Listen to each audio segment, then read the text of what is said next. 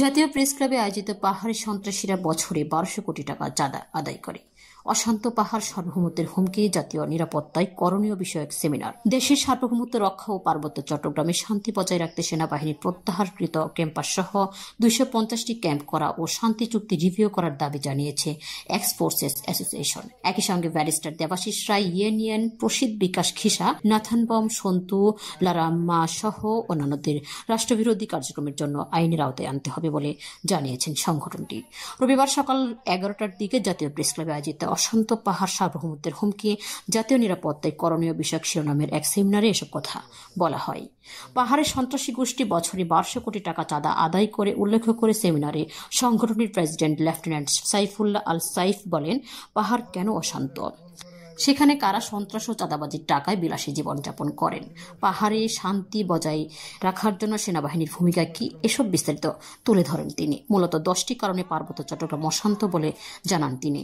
এগুলোর মধ্যে রয়েছে সেনাবাহিনীর ২০০টির বেশি ক্যাম্প প্রত্যাহার, পাহাড়ি সশস্ত্র গ্রুপের বিচ্ছিন্নতাবাদী কার্যক্রম, পাহাড়ি সশস্ত্র গোষ্ঠীর মধ্যে আধিপত্যের লড়াই, পার্শ্ববর্তী দেশের প্ররোচনা ও মদত, বিদেশি সশস্ত্র গ্রুপ, রাজনৈতিক দলের সাথে যোগাযোগ, গুজব, সোশ্যাল মিডিয়াতে নানা ধরনের মিথ্যা ভুল তথ্য প্রচার, বাঙালি অধিকার অবমূল্যায়ন, বাঙালি এবং উপজাতিদের মধ্যে বৈষম্য, প্রবাসী পাহাড়িদের দ্বারা বিভিন্ন এজেন্ডা বাস্তবায়ন, উপজাতি নেতৃবৃন্দের বিভিন্ন এনজিও, আইএনজিও এবং বিদেশি কূটনৈতিকদের সাথে গোপন যোগাযোগ।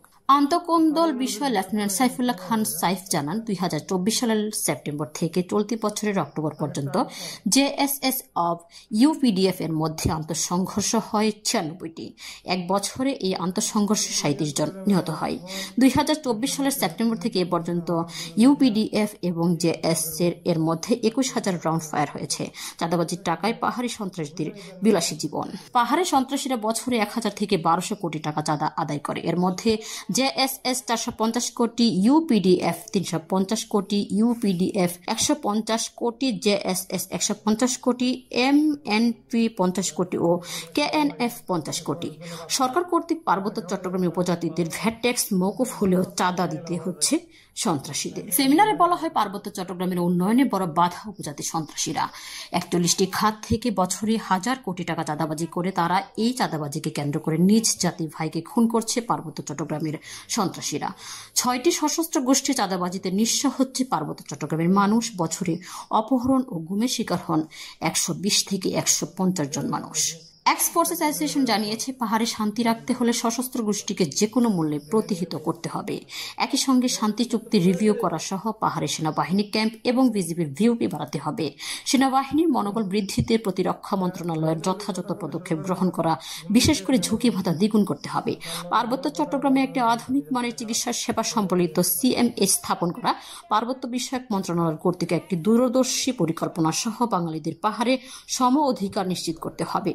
উপজাতিরা পাহাড়ে জায়গা কিনতে পারলে বাঙালিরা কেন পারবে না জায়গা কিনতে? এছাড়া বিদেশের মাটিতে যারা বাংলাদেশের বিরুদ্ধে বক্তব্য দিচ্ছে তাদের আইনের আওতায় আনতে হবে। যেখানে পাহাড়ে সেনা ক্যাম্প বাড়ানো করার দরকার হয় প্রশ্ন রেখে সেমিনারে বক্তারা বলেন, এই সেনাবাহিনীর জন্য আমাদের দেশের সার্বভৌমত্ব টিকে আছে। সেনাবাহিনীকে হ্যায় প্রতিপন্ন করা কথা বলা থেকে সবাই বিরত থাকি। যে কোনো জরুরি প্রয়োজনে সেনাবাহিনীর প্রয়োজন হচ্ছে পৃথিবীর একমাত্র দেশ বাংলাদেশ, যেখানে সেনাবাহিনীকে সকল কাজে লাগানো হয়, আবার হ্যায় প্রতিপন্ন করা হয়। তাই রাষ্ট্রের সবাইকে বলবো, আপনারা সেনাবাহিনীর মনোবল বৃদ্ধি করুন, এমন কিছু করবেন না যাতে সেনাবাহিনীকে হ্যায় প্রতিপন্ন করা হয়। নিরাপত্তা বিশ্লেষক ব্রিগেডিয়ার জেনারেল রকুন উদ্দিন বলেন, পার্বত্য চট্টগ্রাম আমাদের একটা বিষপুরা। পরিষ্কার ভাষায় বলতে চাই, এটি তৈরি করেছে ভারত। তারা কখনোই আমাদের বন্ধু ছিল না। প্রতিটি সরকারকে চাপে রাখার জন্য তারা পাহাড়ে এসব সমস্যার সৃষ্টি করেছে। গণ অধিকার পরিষদের দলীয় মুখপাত্র ও সিনিয়র সহসভাপতি ফারুক হাসান বলেন, সরকারের কাছে জোর দাবি, আমরা সেখানে ক্যাম্প নয়, স্থায়ীভাবে ক্যান্টনমেন্ট চাই। ভারতীয় প্রত্যেকটা পার্বত্য অঞ্চলের সীমান্ত সুরক্ষা রাখতে সেনা ক্যান্টনমেন্ট আছে, তাহলে আমরা সীমান্ত রক্ষায় ক্যান্টনমেন্ট কেন করতে পারবো না? এ বিষয়ে সবাইকে আওয়াজ তুলতে হবে। ক্যান্টনমেন্ট স্থাপন ছাড়া অন্যথায় পাহাড়ে শান্তি আসবে না।